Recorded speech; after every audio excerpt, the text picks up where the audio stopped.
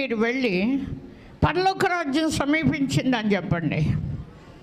మీరేంటి ప్రవేశిస్తే ఆ ఇంటి వారికి శుభం చెప్పండి.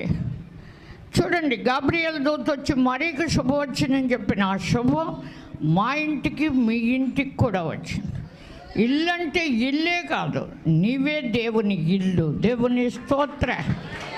ఆకాశం మహాకాశం పట్టజాలని దేవుడికి సొలొమోను చక్కటి మందిరం కట్టించాడు. కానీ తన దేహమే లోకానికి అప్పగించేశాడు. యేసు వచ్చి సొలొమోను కంటే గొప్పవాడు ఇక్కడ ఉన్నాడు అన్నాడు. ఆయన దేహం మనందరికీ నిజమైన ఆహారంగా ఇచ్చాడు. యుగ యుగాలు ఏలే సింహాసనమందు ప్రభువు ఆసీనుడై ఉన్నాడు.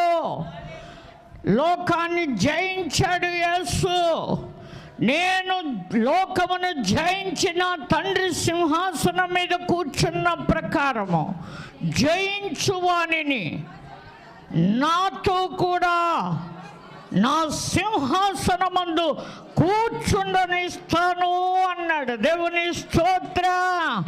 యెషయా చూసిన అత్యున్నత సింహాసనం మీద ఆసీనుడై ఉన్న ప్రభువుని చూచే కన్నులు దేవుడు యెషయాకు తెరిచాడు.